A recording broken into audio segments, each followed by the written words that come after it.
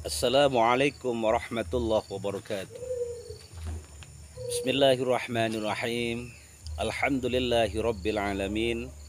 Wabihi nasta'inu ala umuri dunya waddin.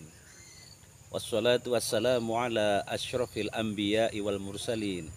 Sayyidina wa habibina wa syafi'ina wa maulana Muhammadin rahmatan lil alamin wa ala alihi wa ashabi ajma'in, amma ba'd. Pemirsa dan jamaah yang dirahmati oleh Allah Subhanahu wa taala. Allah telah menyampaikan fa inna ma'al usri yusra. Inna ma'al usri yusra. Maka sesungguhnya di dalam kesulitan itu akan datang kemudahan. Inna ma'al usri yusra. Sesungguhnya bersama dengan kesulitan itu akan ada kemudahan. Itu artinya kalau kita menemui sesuatu beban masalah, itu jangan khawatir, nanti Allah juga yang akan menghilangkan.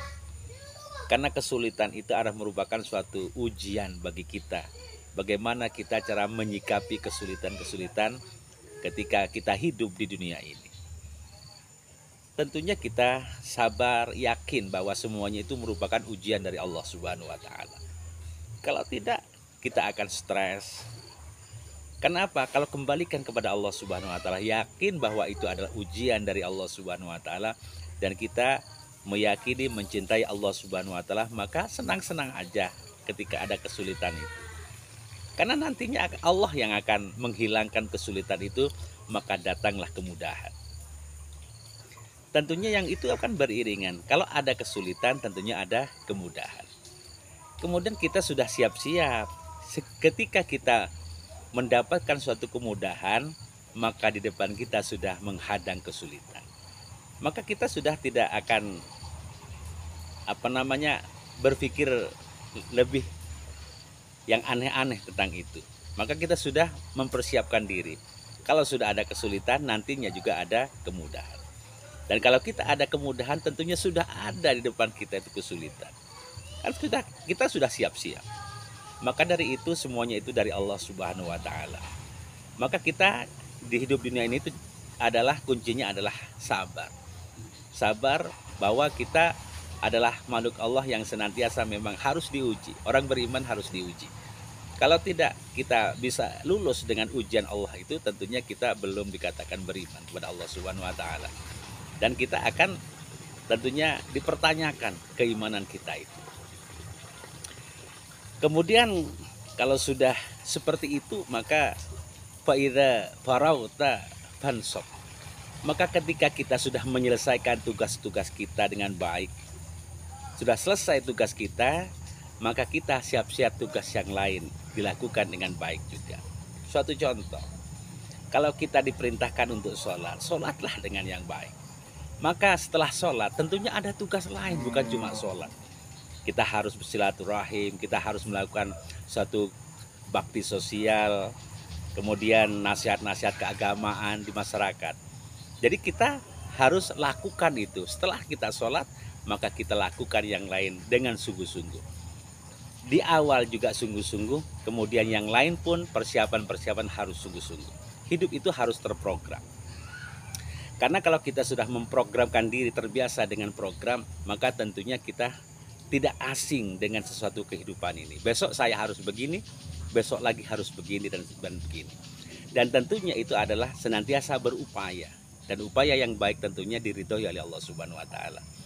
Kemudian kalau sudah kita melakukan suatu kebaikan, kemudian kalau ada kendala, tentunya ujian dari Allah Subhanahu wa taala.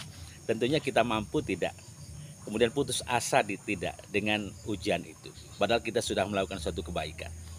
Kita sudah melakukan suatu kebaikan, kok ada kendala, kemudian kita langsung pasif, berhenti. Kemudian tentunya kita tidak sanggup lagi dengan beban atau kendala atau masalah yang menghadang kita. Kemudian kita mengeluh. Padahal orang beriman tidak seperti itu. Jadi yang namanya melakukan suatu kebaikan, ya terus melakukan suatu kebaikan.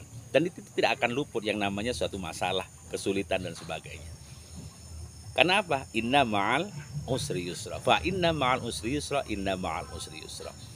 Ada kesulitan, tentunya di depannya sudah ada kemudahan. Kalau ada kemudahan, tentunya sudah menghadang kesulitan. Semua itu dari Allah Subhanahu wa taala. Hidup itu seperti itu. Jadi kita sudah tidak asing lagi. Jadi tentunya kita hanya berpasrah diri kepada Allah Subhanahu wa taala. Semua dari Allah Subhanahu wa taala. Kemudian juga kalau sudah selesai melakukan suatu kegiatan-kegiatan dengan baik dan itu hal yang baik, maka sudah kita memprogramkan diri selain itu ke depannya yang justru lebih baik lagi. Dan tentunya yang namanya segala sesuatu itu perlu perjuangan, kemudian perlu modal, dan itu adalah yang namanya modal, perjuangan, kemudian tenaga atau pikiran, itu adalah sesuatu yang memang apa adanya. Adanya itu ya lakukan seperti itu. Kalau kita berpikirnya memang bisa melakukan sesuatu yang si A, lakukan si A. Kemudian kita bisa melakukan yang B, maka lakukan yang B. Jadi itu saja, jadi simpel dalam hidup ini. Kemudian juga wa ila rabbika farghab, dan hanya kepada Tuhan dan kepada Tuhanmu lah kita banyak berharap. Karena harapan itu adalah hanya kepada Allah Subhanahu wa taala. Baik buruknya dari Allah Subhanahu wa taala. Kalau kita melakukan suatu kebaikan, tentunya nanti kita akan dibalas suatu kebaikan. Kalau kita melakukan suatu keburukan, tentunya kita akan dibalas suatu keburukan. Jadi adalah baik itu adalah untuk kita, kalau buruk juga untuk kita. Maka kita jangan segan-segan melakukan suatu kebaikan. Yakin bahwa Allah adalah bersama kita.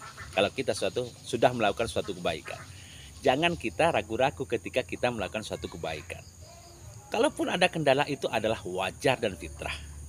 Dan itu merupakan suatu ujian. Memang seperti itu. Kalau kita tidak ada ujian, tidak ada masalah di depan, tentunya kita enjoy saja. Tidak akan bertambah ilmu kita. Justru adanya masalah itu akan bertambahnya ilmu kita. Cara menyelesaikan seperti apa? Bijakkah atau tidak? Itu tentang bagaimana caranya bijak yang kita miliki atau ilmu kebijakan yang kita miliki yang diberikan oleh Allah Subhanahu wa taala. Pemirsa yang budiman, setelahnya kita sudah berupaya semaksimal mungkin, menurut kita itu baik dan menurut orang itu adalah tidak baik, itu hal yang wajar. Karena pendapat itu adalah tidak sama. Baik kata kita belum tentu baik kata orang, atau baik kata orang belum tentu baik kata kita. Yang jelas itu adalah merupakan suatu kebaikan yang diridhoi oleh Allah Subhanahu wa taala, maka kita harus mengikutinya dengan baik. Yang penting adalah masih di jalur Allah Subhanahu wa taala, yaitu dengan kalimat la ilaha illallah Muhammadur Rasulullah, tetap itu adalah merupakan saudara kita. Dan kita aman-aman saja, tidak harus berpecah belah. Kenapa? Karena satu, yaitu la ilaha illallah, tetap Allahu Akbar, tetap kabira walhamdulillahi katsira wa subhanallahi bukratan wa asila, sama.